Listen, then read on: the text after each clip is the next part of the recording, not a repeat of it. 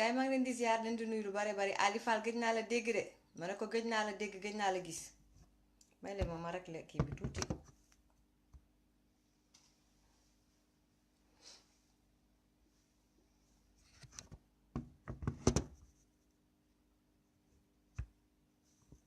gars yi ku duggoon da nga partagé ñoom Mamadou Sylla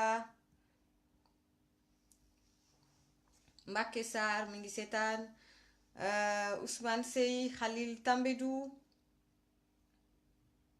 Bonjour tout le monde maa ngi leen di ziar Abdourahmane Thiam Sidi Sagna maa ngi leen di ziar lu bare bari ku dugg rek nga partagé ku dugg nga partagé Africa Mina Diouf sister maa ngi lay ziar lu bari bari ah Akhenaton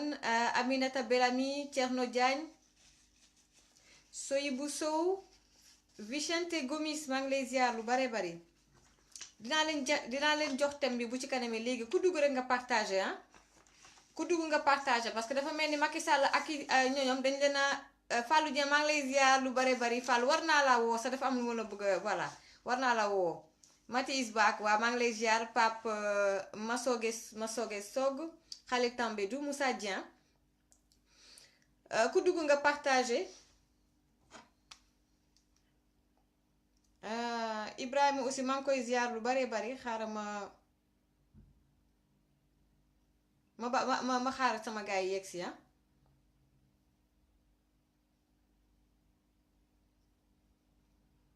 ku dugg rek nga partagé su ko defee ma jox leen thème bi tey ñaari thème tey moom la ñu am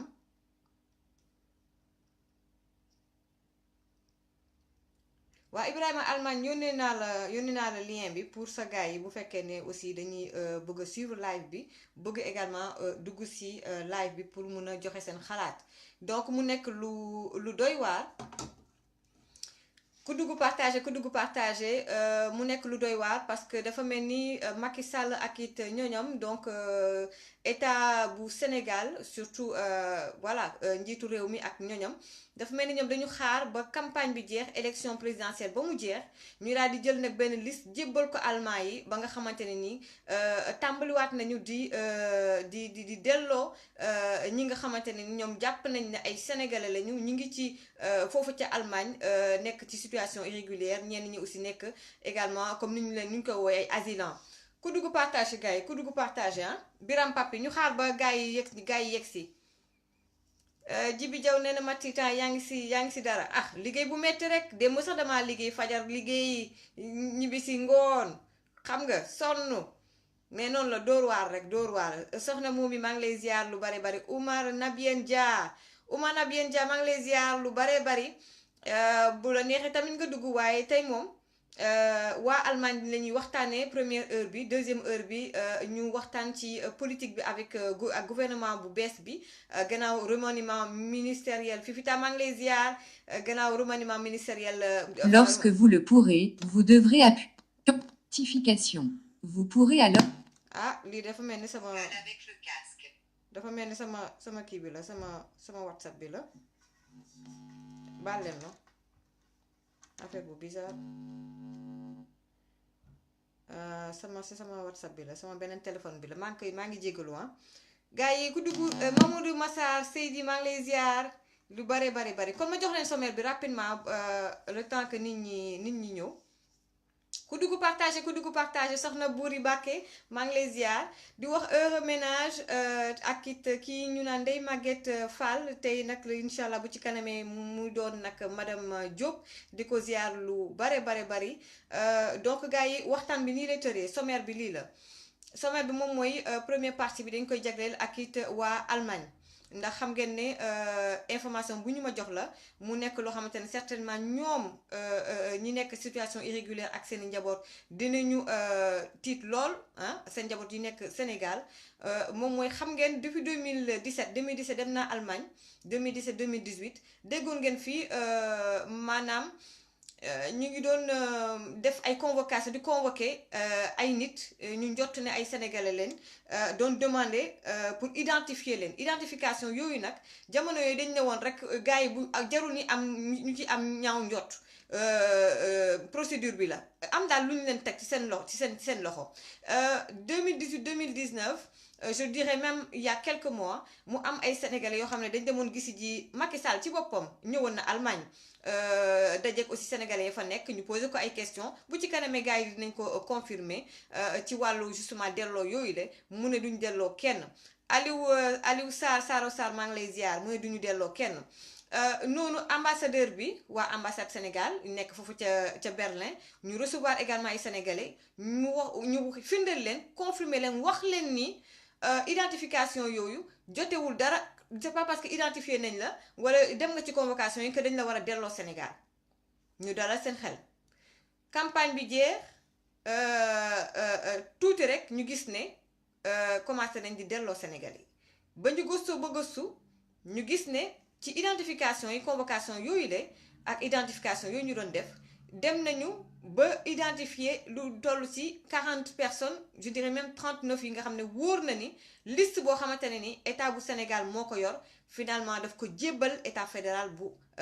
Allemagne état bi nga xamante ne moom ngeen xam ki ko jiite di Angela Merkel. kon nag information bi moom mooy Macky Sall ak it gouvernement am dañoo jël benn liste 39 personnes ñu identifier ne ñii ay sénégalais lañu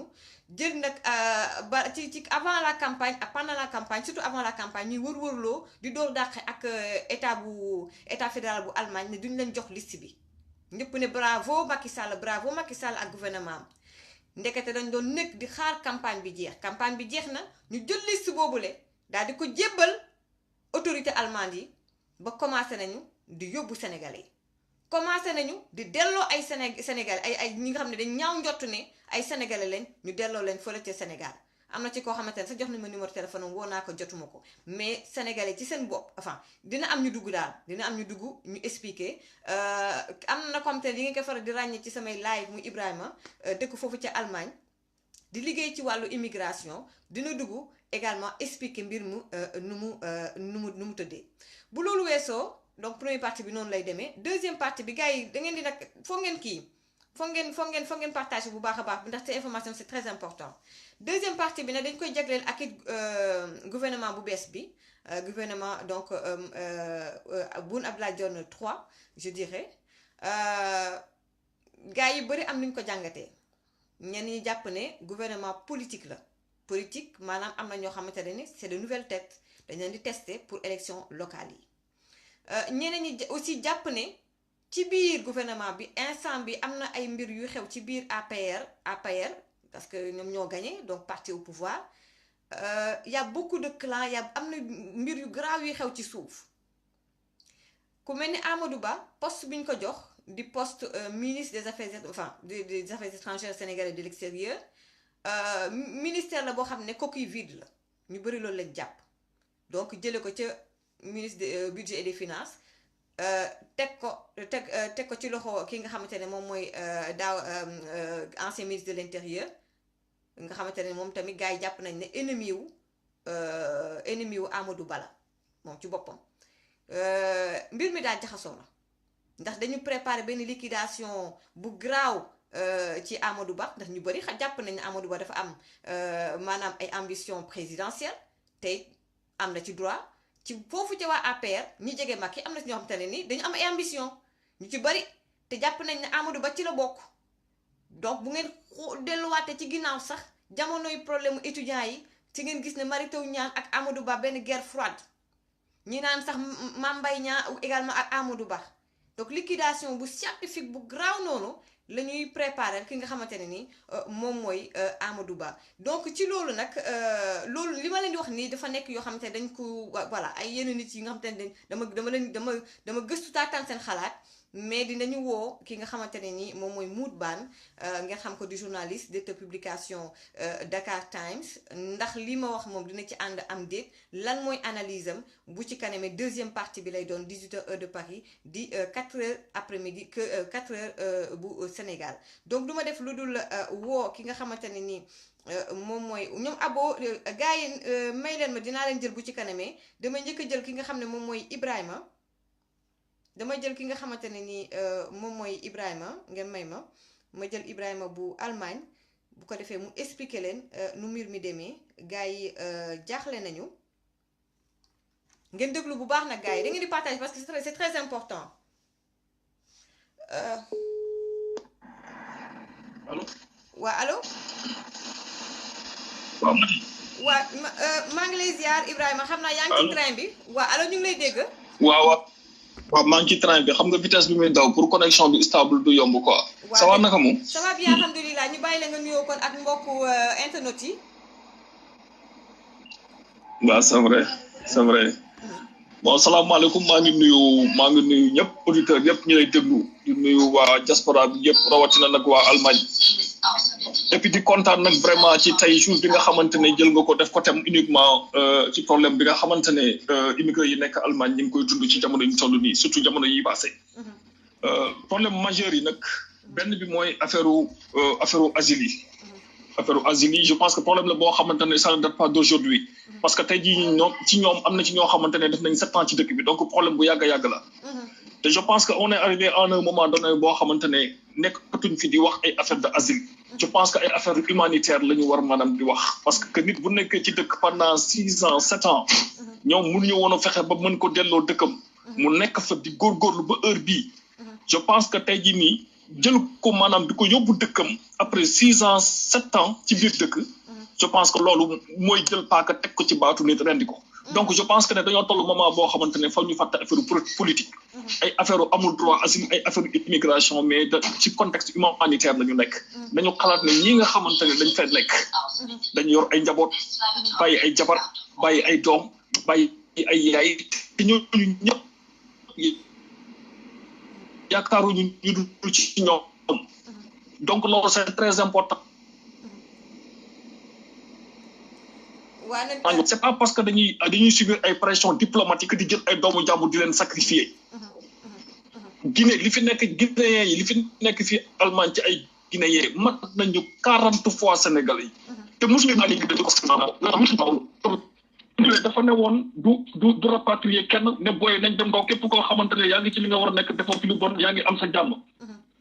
nekkate boobu mi ngi naxtaan ak ñoom ak élection yi jàll bi élection yi jàllee semaine bee passé yóbbu nañ ci deux personnes de loolu leen yi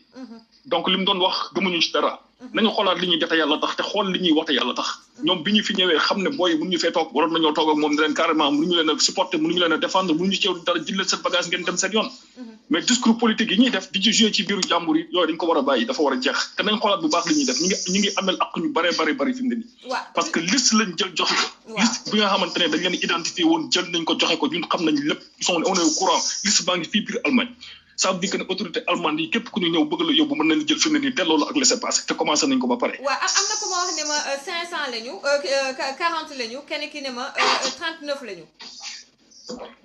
voilà am na ñu naan 40 personnes liste bi ñaata nit lañu c'est-à-dire am na ñu njëkkoon a identifié en 2017 am na ñu mujjee identifié en 2018 ñu waroon a identifié yoroon nañoo toll ci 73 personnes 73 yooyu noonu amoon nañu confirmation 39 personnes yoo xamante ne ñoom identifié nañ leen parce que problème bi mooy identification yi il faut nga xam benn affaire policiers yi nga xamante ne dañ leen di yóbbante ñu ñëw fii di leen identifier mais policiers yi dañuy def seen liggéey nu mu waree parce que ñoom tamit bu ñu ñëwee fii Allemagne dañ leen di mettre dans de bonnes conditions donc dinañ bëgg ñoom tamit am un résultat pour di fi mën di fi ñëwaat ay prime la ñuy amee donc ça les motive actuellement nii liste bi mi ngi fii biir Allemagne on est au courant de tout lu confirmé laa lay wax ne liste bi andi nañ ko ça veut dire que ne booy yi fi mu ne nii du jour au lendemain seen néeg lañ leen di fekk fajar jël leen yóbbu leen comme li ñuy yóbboo kooku nga xamante ne woo nga ko ma wax la noonu yónnee la c'est passé semaine bii passé lañ ko yóbbu Sénégal loolu fan lañ ko teg après 7 ans 6 ans d'existence ici c'est-à-dire ñoom dañuy jékki-jékki rek ñu fëgg leen bu ko defee jël leen ambassade bu Sénégal defar benn laissez-passer rek ñu yóbbu la Sénégal est-ce que dinañ leen jox sa benn argent de poche wala dara wala noonu lañ leen di sànni noonu rek Sénégal am na ci ñoo xamante ne bu ñu demee 5 euros la ñuy yóbbaale seen poche pour lu ñu passé amuñu benn aide boo xamante ne te programme bi ngay dégg naan bu ñu ñëwee dañ leen di réinsérer loolu du tëgg amul fenn fii boo yi fi dem yëpp ñoo ci bari man dañ may woo téléphone nekkuñu ci dara nekkuñu ci lenn ñoo xamante ne def nañ ci ay 5 ans 6 ans 7 ans loolu rafet na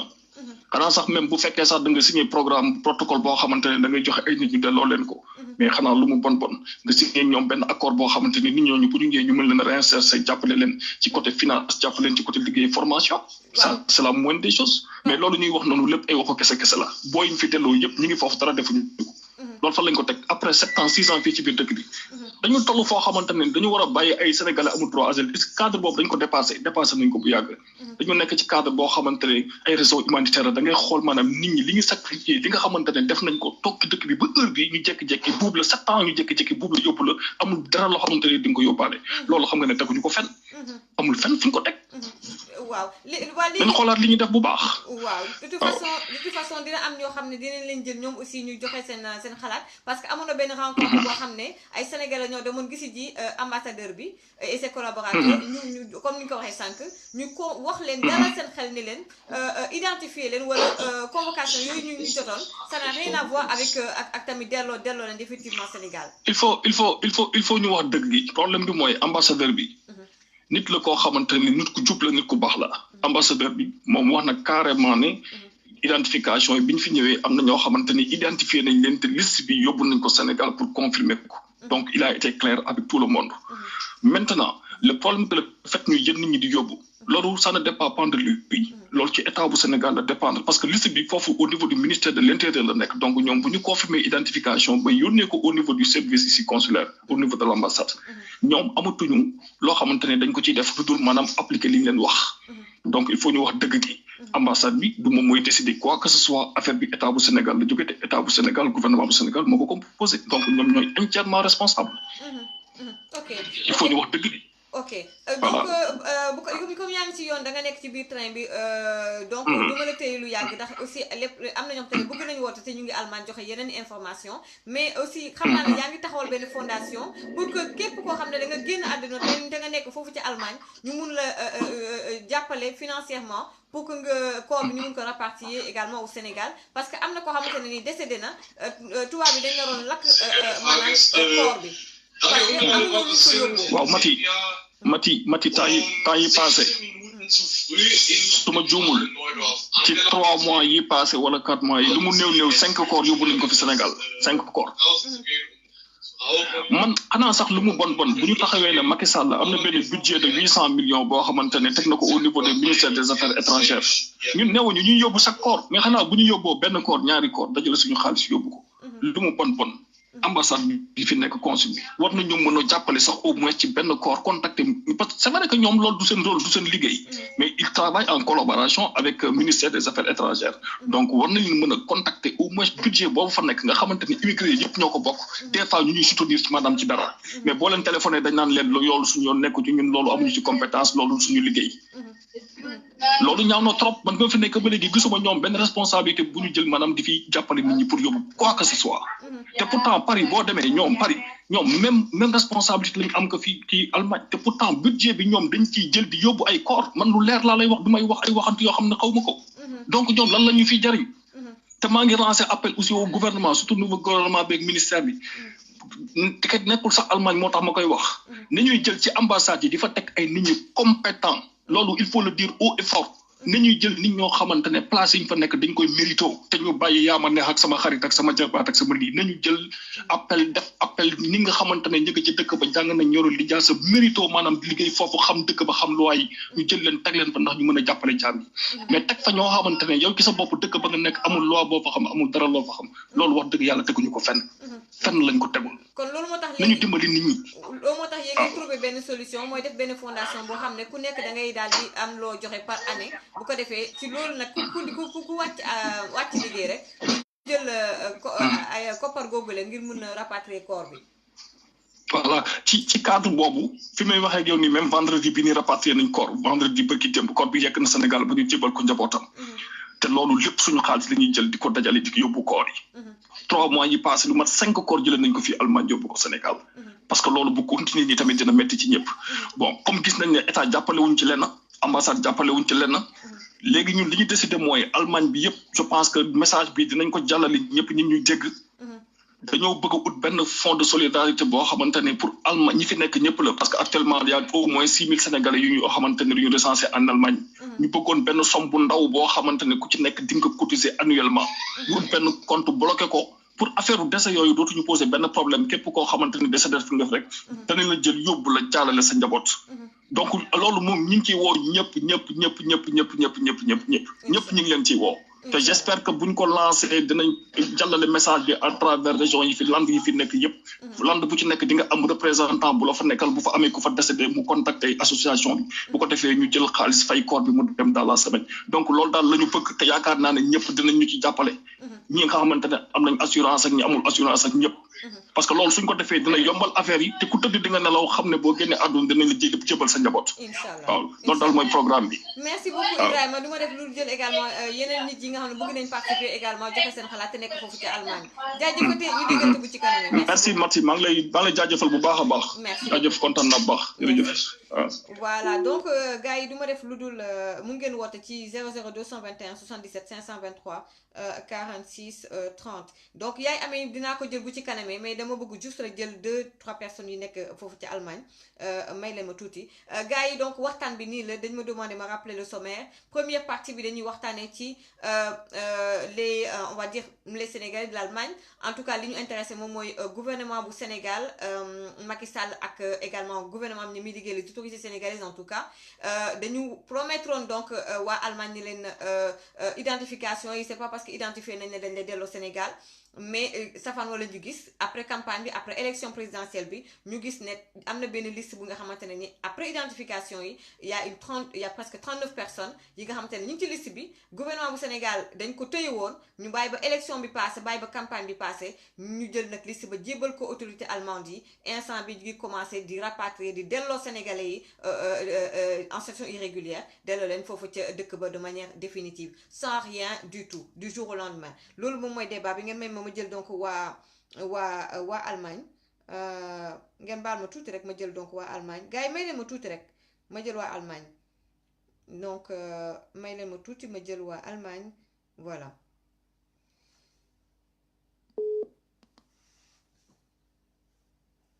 yaay amee bu ci kanamee dinaa la jël ku mënul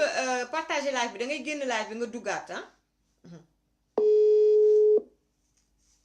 numéro bi 00 221 77 523 46 30 xam naa moom dina kon woote waat ma jël keneen ki ñoom ñoo nekk foofa ca Allemagne donc defe naa lu jig njàkk ñoom ñoo war a wax Lamp Fall maa ngi lay ziar gars yi c'est pas allo mbokk mi maa ngi lay ziar allo salaamaaleykum maaleykum salaam mbokk mi maa ngi lay ziar waaw ñu ngi delloo siyaar Mati mbaa yi si jàmm maa ngi si jàmm alhamdulilah ñëpp a ngi lay déglu waaw alhamdulilah yàlla na jàmm yàgg ñu ngi lay kontaan ci li ñu jël nii ñu déggante vraiment di siyaar suñu grand boobu génn grand Ibrahima donc ñu ñëw ci waxtaan bi directement li nga xam ne moom moo mu nekk lu doy waar ndax defe naa yéen dañ leen promettroon ki nga xamante ne ni moom mooy Macky Sall ñëw na sa ba Allemagne ngeen daje également ak ambassadeur mu promettre leen ni identifier la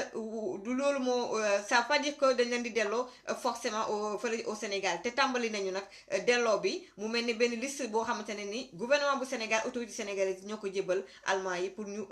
rapatrier képp kuy sénégalais nekk en situation irrégulière foofu ca dëkk ba. waaw ok Mati waaw xam nga may ma tuuti rek ma am lu ma leeral foofu rek.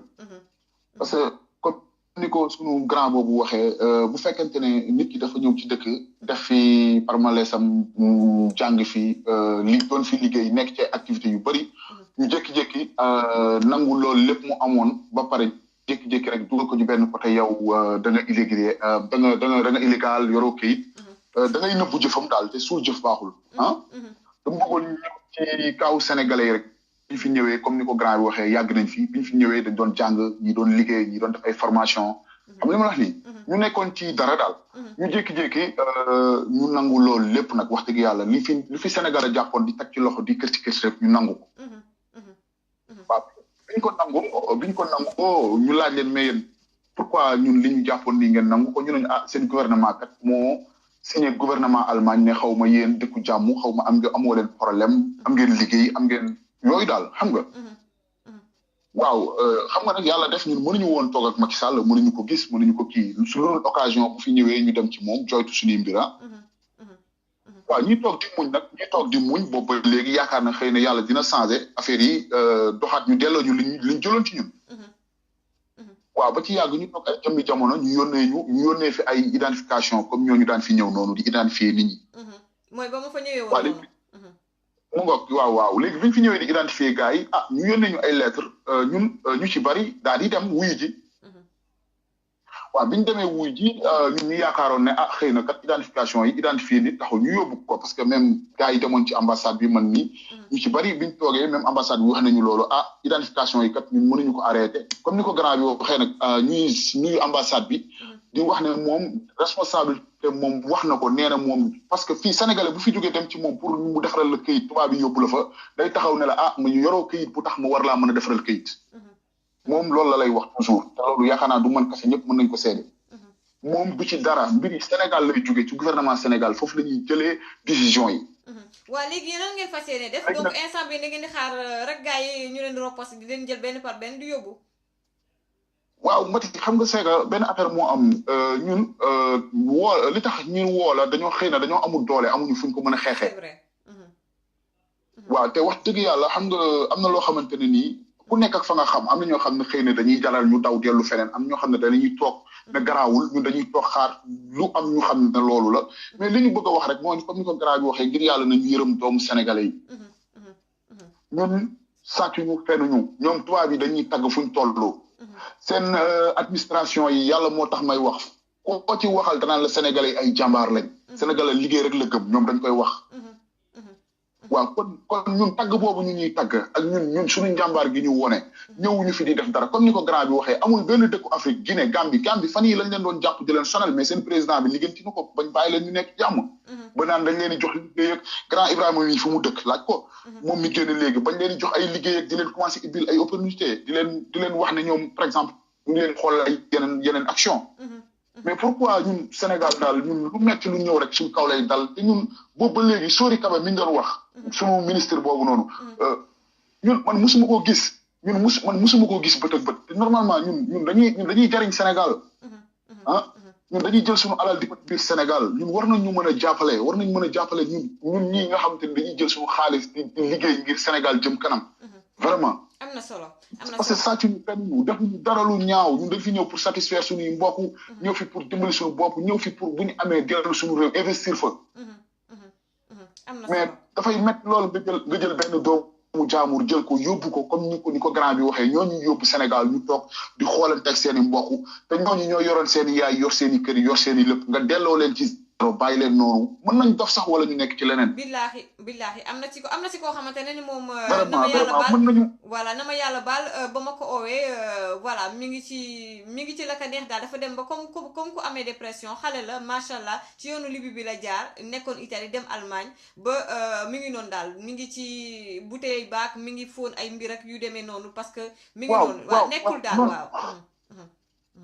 doguma la Mati doguma la dafa metti parce que da ngay ñëw fii intégré wu dégg làkk bi jàng di ut liggéey di def lépp daal liggéey ñu jékki-jékki arrêté sa liggéey bàyyi la nga toog ba pare xoolal di la minimiser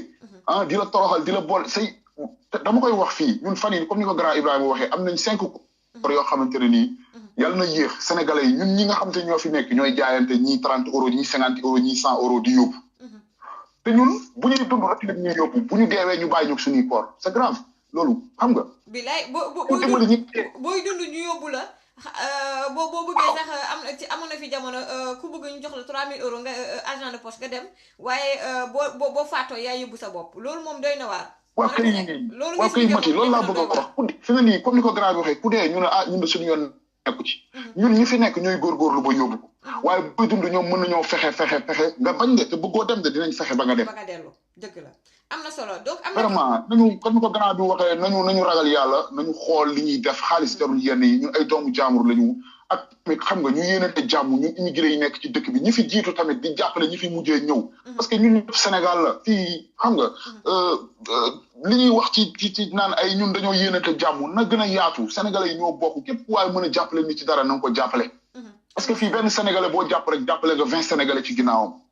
billaahi waxati ko de ma ne ko billaahi waxati ko. vraiment ñun fii loolooy suñu problème Mati loolu mooy problème bi nga xamante ne nii rek mën nañ ko wax mais am na yeneen yu nekk ci suuf yoo xamante ne nii mooy loolu ñu fi jiitu bu weesoo grand Ibrahima mii ma wax ko ci kaw na ko àdduna bi dégg yàlla nañ ko yàlla fayal grand bu sonn ci ñun la grand bu sonn ci gars yi la bu ko neexoon day toog fi mu toog ne sama yoon nekku ci maa ngi sama vie maa ngi sama olala sama yoon nekku ci mais day sonn ci gars yi guddi ak bëccëg am na solo en tout cas am ñeneen nag ñu sonn ci ñoom mais nag ñu ngi koy ñaanal te aussi di wax ne rek gouvernement Sénégal ngir yàlla nag jàppale ay doomu réewam yi nekk Allemagne nañ ñu jàppale parce que Macky bi mu fi ñëwee moo ñu waxoon toog leen gérer leen nekk leen ci jàmm dem leen jàngi dem leen ku nekk li nga war a def ko nga toog noppi te ñu ngi toog mais après ñu ngi rocc ci ñun di yóbbu te loolu métti na Mati vraiment xam nga waaw te gars yi wax dëgg yàlla comme ni ñu ko waxee rek man Sénégalais laa mais dama fan Sénégalais yi parce que xoolal da nga leen di xañ dem école teewul ñu doo lay gën a dégg làkk bi Sénégalais day dox fii di làkkante tubaab ñu ne ko ñu ne ko yow turquien def na fii 10 ans ni ngay wax ni mënu koo wax ñun ngàcce ngaalaama kon lan moo ñu defee nañu jàppale quoi vraiment gars yi sonn nañ ok en tout cas maa ngi lay gërëm di la sant merci beaucoup ma daal di jël également keneen yal na yàlla def jàmm ci mbir mi merci beaucoup Jawit ci li ñu yaatalal nii vraiment di la ñaanal jàmm di ko ñaanal ñu doon déglu ñëpp yal na yàlla defal ñu jàmm merci beaucoup doy na waar daal ma ne ko doy na waar daal donc ngeen may ma jël également keneen ki nga xamante ne ni mu doon woote sànq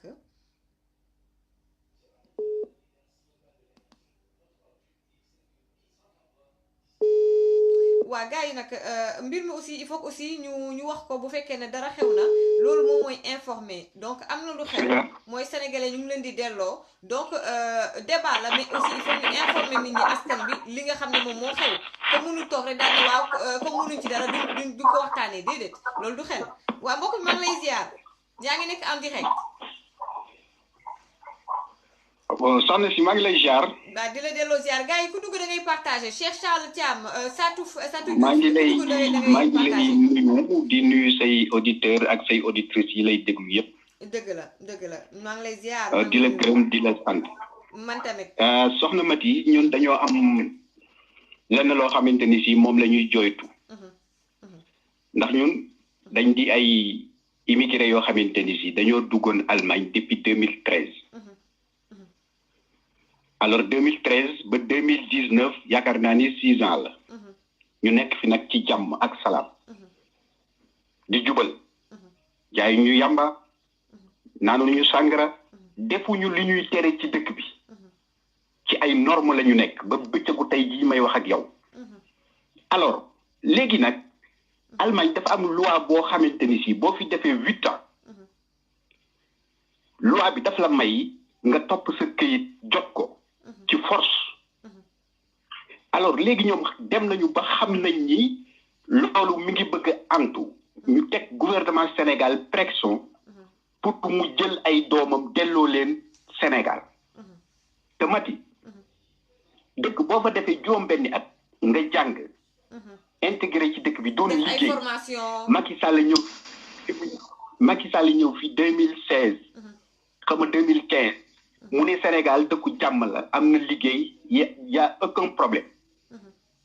c'est la Allemagne yi commencé di indil jafe-jafe doomu Sénégal yi nga xamante ni si ñoo nekkoon fii di dund ci Allemagne ni yéen kat attention ñëw ngeen fii di fi daan seen doole mais seen président nee na seen dëkk jàmm moo fi nekk seen président nee na seen dëkk am na liggéey kon nag yéen ñi fi nekkoon doon fi daan seen doole yéen ñooñu ñëpp kat dañuy arrêté seen liggéey dootu leen liggéey amatu leen benn opportunité ci dëkk bi lu dul tëdd di nelaw benn ñaar mu dellu si waat fii gars yi def le tout ba gisee ak moom mu ne yéen ñi kat doot bu leen kenn woowee ay asylant yéen ay sans papier ngeen te dama bëgg ñi ngeen di jokkoo ñuy mbel-mbeli si seen i mbir mënaluñ leen dara toog leen ngeen jàpp seen njaamur kenn du leen fi jëlee dinañ leen protéger jusqu'à te loolu Macky Sall moo leen ko waxoon dundee yaakaar Macky Sall moo leen ko waxoon Macky Sall si boppam moo ñu waxoon loolu ñun ñëpp ñu dalal suñu xel ñuy dundee yaakaar waaye ci biir yaakaar boobu yëpp nag am na ci tubaab yoo xam ne dañu la daan wax ni saa bu élection yi jàllee yéen ñëpp dinañ leen delloo ñun suñu ko gëm waaye tey nag yaakaar naa ni ñoom ñooñee doon ñu wax loolu tey am nañu dëgg si suñu kaw ndax ñu ngi jël tey liste boo xamante ni si état bu Sénégal jébbal na ko Allemagne yi pour ñu delloo doomu Sénégal yi muy lu ñaaw Mati dëkk nga def fa juróom bi at ngay liggéey di dimbali sa njaboot di dimbali sa yaay di dimbali say jabar di dimbali say doom ñu xëy yóbbu la et pourtant ñoom ñoo ñu signé këyit bu la yóbbu ñoom la ñuy ab dafa ciy dundal seen i njaboot di ci dundal seen i parents yow mi ñu yóbbu dañu lay sànni ngay taxawàllu faale wuñu la gis nga gouvernement yi li ñuy wax yëpp dara du ci dëgg parce que xoolal doomu aadama yi ñu yóbbu yëpp ña ngay taxawàllu kenn joxu leen 1 franc dërëm bu ñu leen war a jox dañ koy détourné def ko seen compte yi alors bàyyi doomu aadama yi di taxawàllu di torox mais kon ñun léegi rek moo ñu des ñi ngi ñaan yàlla di ñaan ki nga xamante ni si tey mooy ministre affaires étrangères Amadou Ba ñu ngi koy ñaan lillahi wa rasuli na jël avion mu ñëw Allemagne wàcce si wax ak doomu sénégalais yi ne Allemagne parce que soxla nañ ko sori ba ñun mosu jaaytaar rek la fi nekk woon di yëy si ngom di kenn xamul kon ñun Amadou Ba ñoo ngi koy ñaan lillahi wali rasuli na wàcce si Allemagne mu consulter doomu Sénégal yi nga xamante ni si ñoo nekk ci ay problème mati ana député diaspora yi ñuy wax waaw man de à part Mame Diarra Fam honorable député man moom sax au moins côté Italie mu ngi rayante pour immigré yi nekk foofu Italie à part Mame Diarra Fam honorable député gisuma fa kenn ku bu weesoo Mame Diarra Fam moom rek ngay dégg muy wax ci waxu immigré ñi si des ñëpp seen poste lañ fi nekkal ak seen biir ku ci jaaxaan lekk ganaar ba sa biir fees nga toog si télé yi di fenn defuñu dara wax lu ñuy wax yu dara du ci dëgg kon daal yow yaa ngi liggéey ñu dara lu dul seen biir ak seen poste kon daal yow yaa ngi demandé ngeen di tàllal seen loxo ki nga xam ne moom mooy ministre des affaires étrangères et des Sénégalais de l'extérieur di Amadou Ba également mu gestu leen Amadou Ba moom mi nga xamante ni si tey moom la ñu teg ci boppu ministre sénégalais de l'extérieur ñi ngi koy ñaan di ko talal loxo lillahi wa rasuli 38 personnes 39 personnes boo leen delloo Sénégal lan la ñuy def dañuy nekk di taxawal mais problème bi moom mooy di jaay drogue wala di naan sàngara est-ce que ñoom loolu moo leen gënal mais problème bi moom mooy comme déjà est-ce que ñun problème bi moom mooy comme ñoom jël nañ liste bi jox nañ ko autorité allemande yi lan moo ci pexe parce que joxe nañ liste bi gis nga liste bi gis nga ñoom bu ñu lay jël si 6 heures du matin la ñuy ñëw wala 5 heures du matin dañuy ñëw fëgg la rek ne la jëlal say bagage Sénégal fekk ñi ngi yor laissez-passer bi seen loxo laissez-passer yi defar nañ ko ba pare ñoom bu ñuy ñëw lépp la ñuy indaale dañu lay teg ci oto rek wuti aéroport c'est incroyable amul leneen amul foo koy jooyee nii avocat nii leneen buñ la xasee ba fëgg sa buntu daal sa waay te nag kenn mucc si gis nga ñi ñu jot a identifié ñëpp gis nga tey bu ñu ko defee mu réussir ñi ci des ñoo ciy des si ñoom la ñuy wëlbatikuwaat donc kenn mucc si kon nag nañ ñu dimbali lillahi wa rasuli ñi ngi talal loxo yi ñëpp di talal loxo surtout Amadou Ba man nag li may ñaan rek mooy bu fekkee saw njiit bi la jiitu sa réew moo lay wax toujours te li mu lay wax di dañ léegi yow kan ngay wóolooti kan ngay wóolu ñi war a protéger saa su nekk rek su la waxee waxam toxu ma ne yéen tamit da ngeen maa jaaxal ndax moom saa yu waxee sénégalais waxuma sax yéen mais moom saa yu waxee mu dëñ mu wax leen ngeen bëgg a gëm du moo fi waxoon 5 ans def 7 ans du moo fi doon xarab transhumant indi transhumant yi yéen tamit nag yéen a ko teg seen bopp nag. léegi mati gaa yi fi nekk yëpp daanaka ñii def nañu 6 ans. benn at moo leen dese ñu am 7 ans dugg seen 8 ans war a topp seen këyit jot ko ci force nag. waaye lillahi wa rasuli nañ ñu dimbali ñu protéger ñu. ñun buñ ñu bàyyeeg almaa yi rek. 20 ans mënuñu mu génne dëkk bi. parce que duñu gis suñu benn pièce mënuñu mu génne dëkk bi. waaye nag bu fekkee yow sa état mooy yëkkati sa këyit. dina leen ko jébbal pour ñu delloo si la mais loolu mënoo si dara. loo ci man mais bu doon nun ak ñoom rek xam naa ne nun duñu sàcc duñu fen duñu tux yamba duñu naan sàngara duñu dugg mukk ci tere yi di burleen noo ngi tegu ci yoon wi ñu war a tegu kon li des rek mooy ñoom ñu protéger ñu mais su fekkee ñoom ñooy jël seen suñuy document di ko jox almaa yi nan leen delloo si leen wax dëgg yàlla loolu nun mënuñu si et pourtant loo xamul nag almaa yi ña nga biir Sénégal de di fa liggéey ay projet di fa gagné ay milliards di ko indi fii ci Allemagne ñun ñu nekk fii di fortaatu ay 5 euros ki ay 10 euros ñu ne ñu du ngeen ko fi amee du ngeen di dellu waaye xam naa ko nun noo ngi si buumu njaab ba léegi tañagul am na solo en tout cas te kenn yóbbuwuñu ko nag ku dul suñu njiit yi en tout cas maa ngi lay gërëm di la sant li nga wax am na solo lool li nga wax am na solo lool vraiment macha allah merci jërëjëf Mati ñun tamit ñu ngi lay gërëm di la sant en tout cas ñi ngi talal loxo Amadou Ba ak képp koo xamante ne si mën na jàpp ci mbir mi ambassadeur bi nag gërëm nañ ko sant nañ ko ndax wax dëgg yàlla taxaw na bépp taxawaay bu rafet ci nun def na ko waaye nag dafa loo xam ne lii da sudul man dara parce que kaw lay jógee di ñëw ci gouvernement bi lay jógee di ñëw ci moom mënu ci dara kon nag ñu ngi koy gërëm nag di ko sant parce que li mu war a taxawee yëpp taxawee nañu ko jërëjëf moom li ñu dal rek li ñu nar a dal rek Macky Sall moo ñu koy teg ak ministre de l'intérieur xaw ma nu mu tuddeeti sax ci man turam sax bëgg ko asalaamaaleykum merci beaucoup jërëjëf soxna ma ji voilà donc ma bàyyi leen donc ngeen woote gars yi ñu ngi woote allo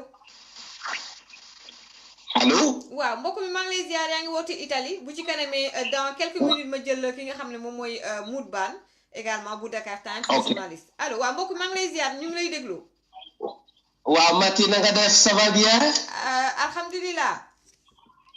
voilà c'est monsieur Samb Italie na ngeen def waay alhamdulilah ñoo rek la ñuy déglu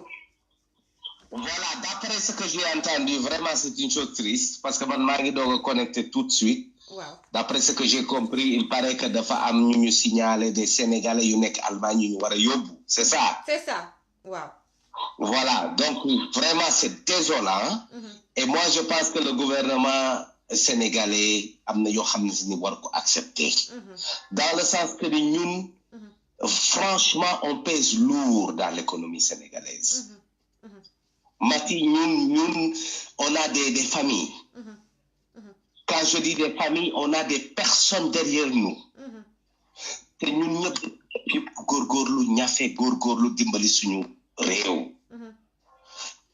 les Sénégalais en toute franchise moi je vous appelle de l'Italie mais que ça soit en Allemagne que ça soit en Italie que ça soit aux États-Unis gars yi ils sont très sérieux franchement yare nañ ñu yar boo xamante ni bu ñu ñëwee ci xam nañ ñu war il est évident que ni am na ñoo xamante ni dañuy ils vont de l'autre côté ça c'est sûr mais la majeure partie des Sénégalais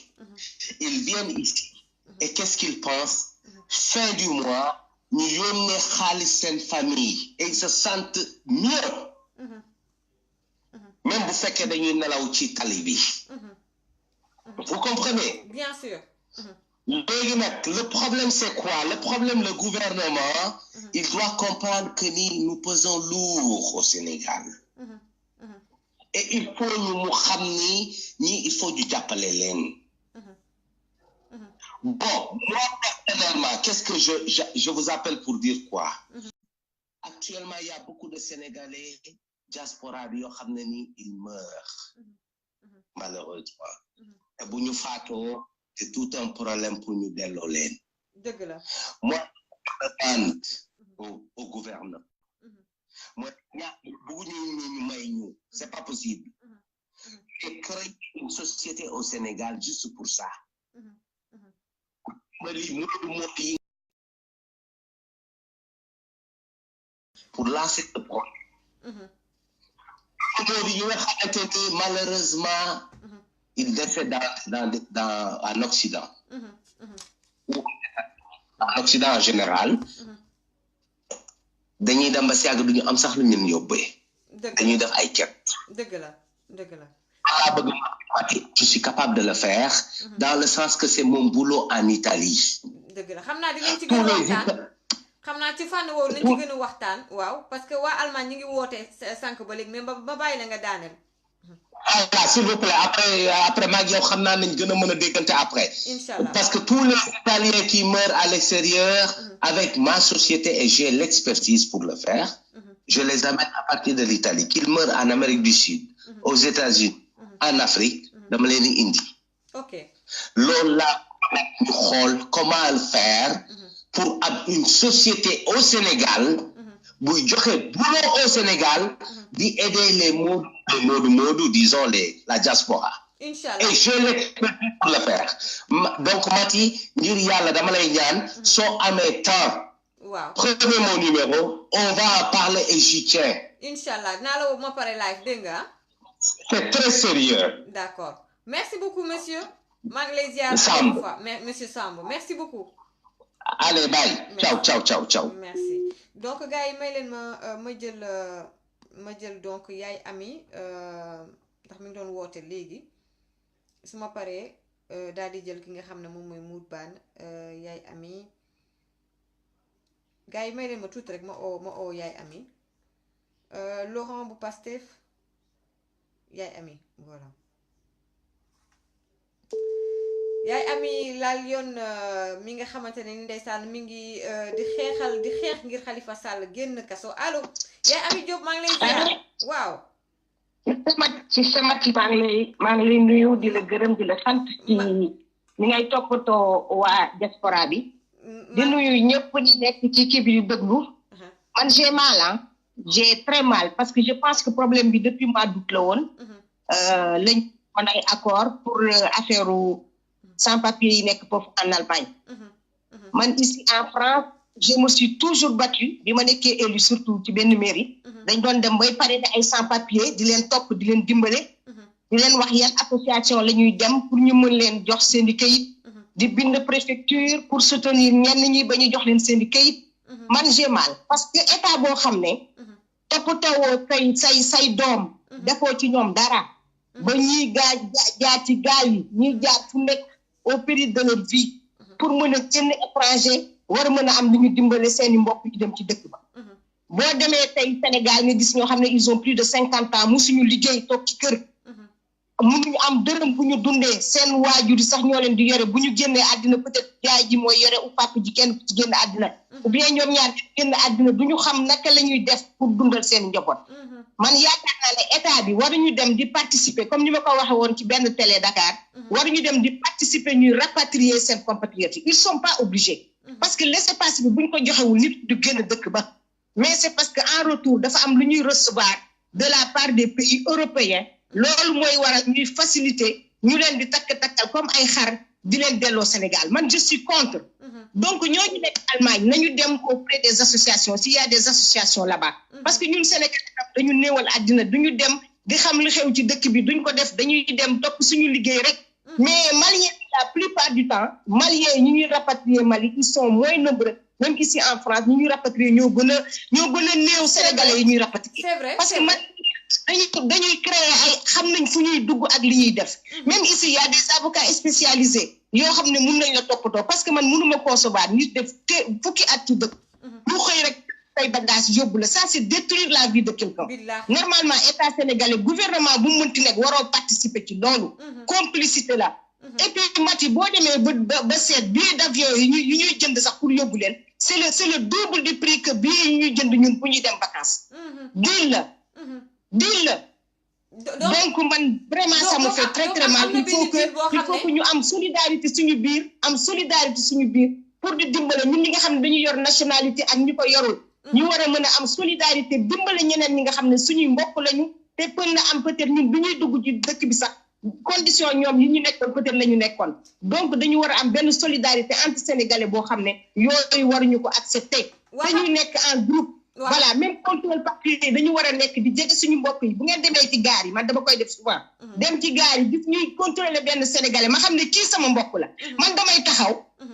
taxaw xool lan lañ koy bëgg a def ak leneen ba nit ñi gën a bari gën a tax parce que des fois ils font les contrôles dans l'illégalité ils font aussi les reconduites à la frontière dans l'illégalité nañu xam ne boo sañewul kayit gi que xëy na du yegg foofu voilà donc man loolu laa amoon lu may wax ci contribution bi di wax ne vraiment ça fait très très mal mais yaa Ami xam nga tey Mali mun nañ ne sax Mali amoon na ay attentats parfois day nekk dëkk bu xaw a instable surtout ak aussi li nga xam ne moom moo xew il y a quelques semaines foofu donc peut-être que sax dinañ ne bon Mali ak Sénégal Mali moo xaw a gën a instable que Sénégal peut-être xam naa loolu mooy tax rapatriement yi du bëri ci seen côté mais côté deal boobu ngay wax ça m'intéresse Mali il y a plus de 10 ans bu ngeen fàttale ko am na avion boo xam ne dañ ñëwoon bu mu atterrir Mali Sénégal la jaar bu rappelé ay sans papier ñu defoon ci avion Malien yi ne du fa wàcc bi mu demee avion bi dañ ko sànni ay xeer li ma lay wax nii c'est avant c'est avant man domaine bi may liggéey je vois beaucoup de Maliens yoo xam ne dañ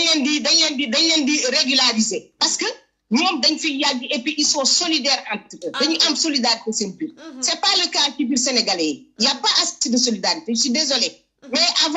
avant il y a plus de 10 ans mun nañ la wax ne léegi ñoom mun nañ ne peut-être guerre ngi seen dëkk ñu faciliter leen jox leen kayit ak yeneen sénégalais yi boole bu ñu waxee dañ daan Sénégal dëkk bi c'est stable donc mun leen nekk réfugié politique mun leen nekk leneen mais néanmoins ñi nga xam ne dañuy dem di daal seen doole franchement dañ leen war a dimbale parce que bu ñu toogee ci dëkk bi dinañu dundal ay dizaines de personnes 20 personnes au Sénégal ñoo xam ne état bi moo leen waroon jox liggéey te ñu ngi ci biir kër te liggéey man loolu laa amoon daal lu may wax ci contribution te ci leen wax ne bu fekkee ni dëkk bi ñu nekk y a des élus dans les mairies ça ne leur coûte à rien parce que doo nekk sans papier rek nga ne waruma dugg ci mairie waruma dugg fekk il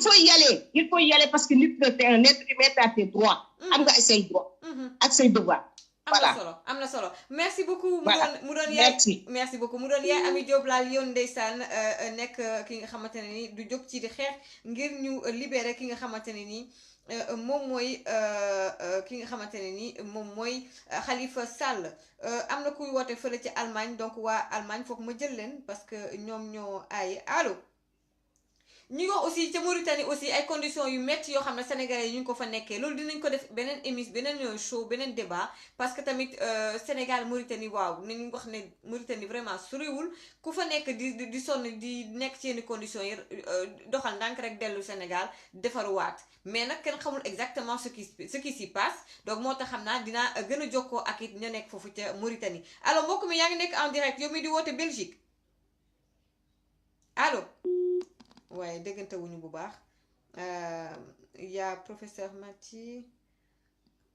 allo allo ouais waaw mbokk bi da ngay fay live bi comme ça ñu mën a déggante du am écho ok ça va waaw maa ngi lay ziar ma jox la 2 minutes oh il a pas compris ma ne ko il a pas compris professeur écran bi pour que gars yi aussi mën leen di mën a jël rapidement am na kuy woote également ku doon woote sànq foofu ci Allemagne ma rappelé ko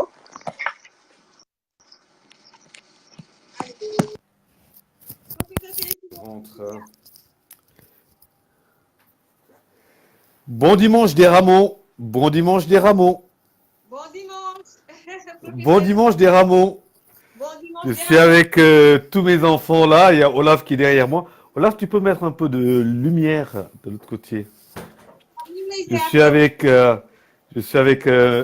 ma chère, ma chérie, celle qu'on aime, tout le monde aime, c'est Mathie Trois Pommes. Mais Mathie, je t'aime, je t'adore. Je le dis officiellement. Hein.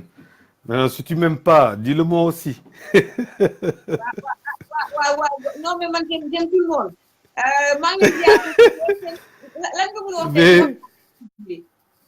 Mais waxtaan bu nga duggal tey waxtaan bu am solo la. Man, ce que je dois dire déjà de un, ne pas confondre l'Allemagne, c'est un système fédéral. La Suisse, c'est un système fédéral. La France, c'est un autre système qui est républicain. waaw nga wax tuuti olof pour gars yi surtout ñu nekk Allemagne si sama mbokk yi jeunes yi fa nekk. Ja, darf ich Schweizerdeutsch oder Deutsch sprechen? Ou bien il faut parler l'allemand ou le wolof. Dama ne système bu nekk Allemagne, bu nekk Norvège, bu nekk Suisse, bu nekk France, c'est différent. maa ngi dégg ku doon waxtaan depuis Italie. Le système italien n'est pas pareil, Mati, comme le système allemand. C'est pas le même du même système bu nga xam ne yaa ngi koy am France. La France dafa tolérant par rapport à ses immigrés wala l'intégration. Allemagne soo jëlee passeport allemand da ngay bàyyi sa passeport sénégalais. Ici en Suisse soo jëlee passeport suisse mun nga am double nationalité. Donc il faut qu'on fasse les choses correctement. L'autre qui est en Italie qui parle d'un système bu nga xam ne le rapatriement etc. Amadou Ba a été sanctionné par rapport à Macky Sall pour prendre le ministère des Affaires étrangères. Mais Amadou Bra, d'où régler ce problème? D'où régler ce problème? Le problème, aujourd'hui, Mati, ma chérie Mati, la diaspora a sanctionné Macky Sall. Macky Sall. Mais la diaspora, si c'était que pour la diaspora, Macky Sall Danouna, nous tous on l'a sanctionné. Sans oublier ceux qui n'ont pas voté. Si la diaspora était la 15e région du Sénégal, mais Macky Danouna. Donc, le respect qu'on veut de nous, qu'on envoie de l'argent chaque fin du mois, Magal, Pâques mu ngi ñëw, Ramadan mu ngi ñëw, ñeneen ak yeneen ñu ngi ñëw. Mais quel est le respect que le Sénégal nous doit pas, Mati? Nous, on est fatigués. On n'aimerait pas rentrer au Sénégal dans un cercueil. L'autre qui parle de cercueil. Nous, on n'aimerait pas rentrer au Sénégal dans un cercueil. Oui, mais pour nous, à ce sujet, État du Sénégal, Macky Sall a également ses collaborateurs, on va dire le gouvernement du Sénégal, Macky Bopom,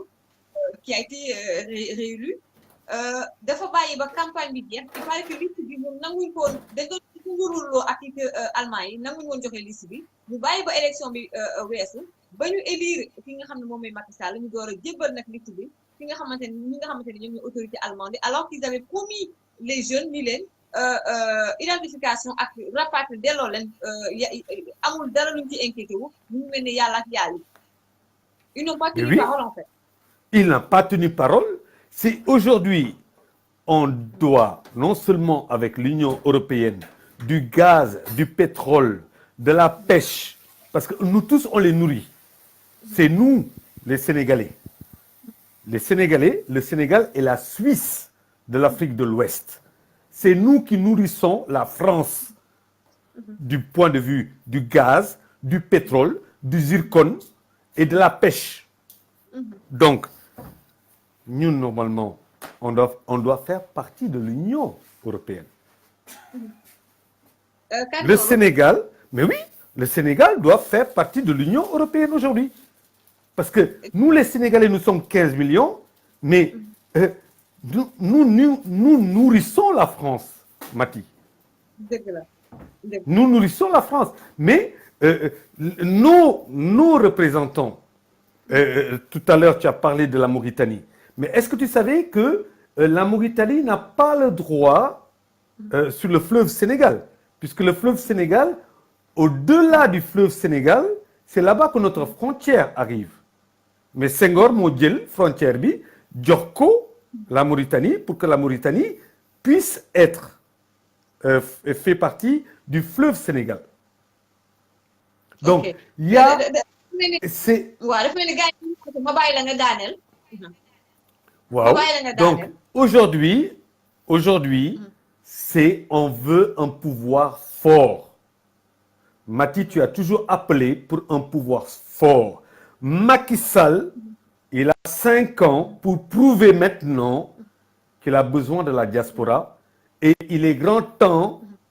qu'il s'occupe des problèmes de la diaspora. D'accord, merci beaucoup. Merci à vous. Professeur Célestino avec son peignoir, dimanche des rameaux. Merci beaucoup. Dimanche des rameaux. Allez, au revoir. Jamar Jam. Au revoir. Merci.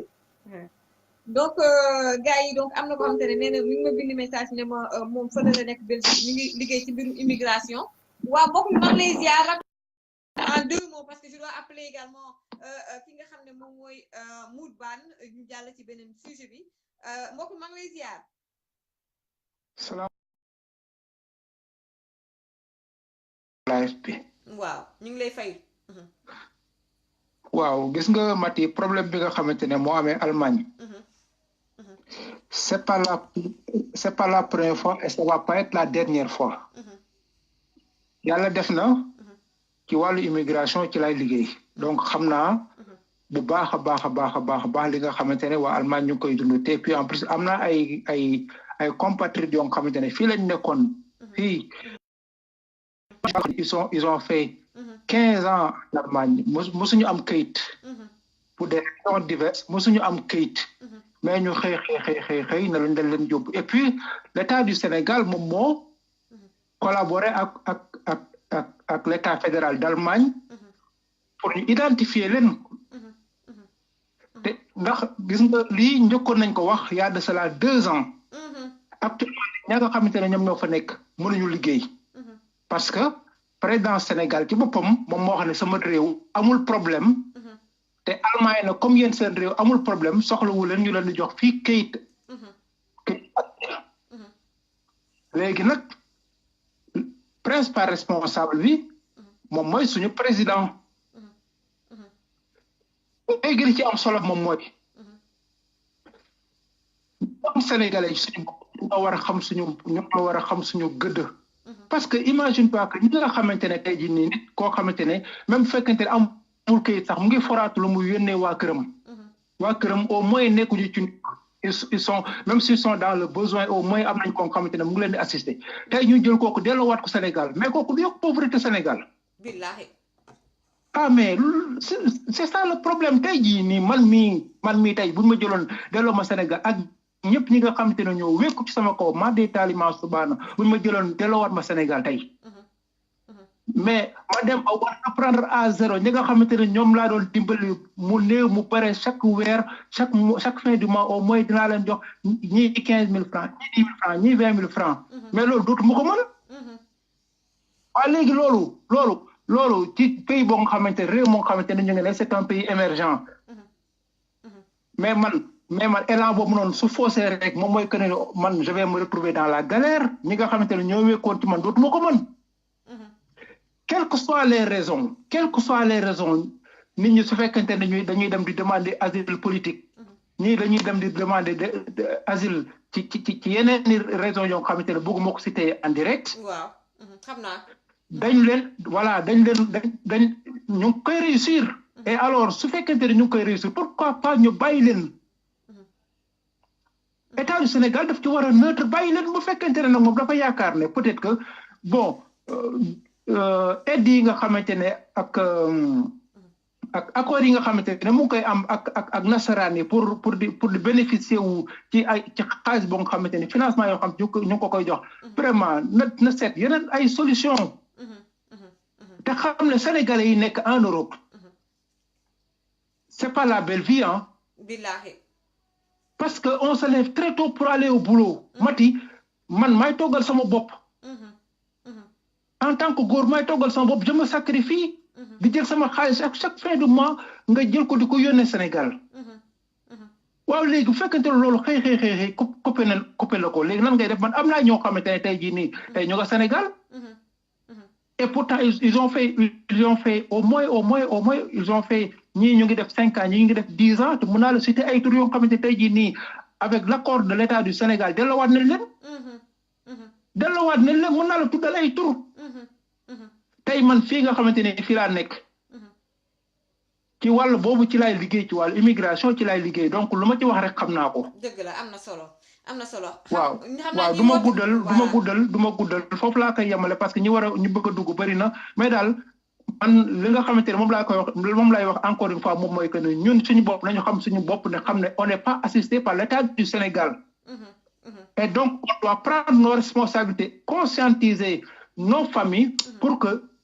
les politiques dégagent et que ñu jël ñoo xamante ne bu leen fi tegee au moins dinañ assister la diaspora sénégalaise. d'accord xam naa loolu moom dans 5 ans encore lay doonati ndax xoole nañu ba loolu voilà. merci beaucoup monsieur. merci à tout le monde merci. voilà donc ngeen may ma tuuti rek ma jël nag aussi beneen invité bu ko defee ñu continuer ak gars yi mun ngeen a woote mais may leen ma tuuti rek ma jël sama invité gars yi bu si kanamee dinaa ubbiwaat ligne bi da nga may tuuti rek pour que ma composer ça c'est un problème gars yi bu leen woote may leen ma tuuti rek dafa am ku ma war a jël dama am invité bu ma bëgg a jël gars yi dinaa leen jëlaat ah mbokk mi woote Italie dinaa la rappeler bu fekkee da nga bëgg a compléter.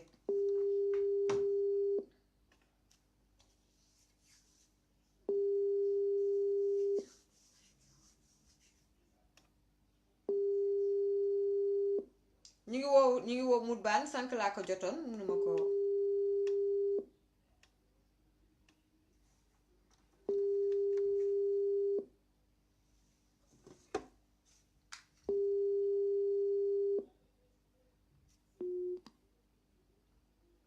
gars yi may leen ma tuuti rek dafa am ku ma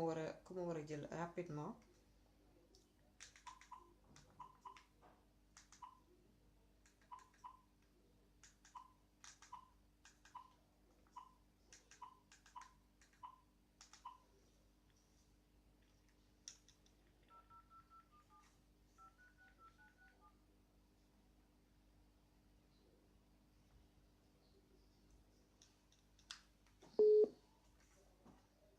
donc mbokk mi moom dafa woote ba sonn kon ma rappelé ko allo. allo asalaamaaleykum.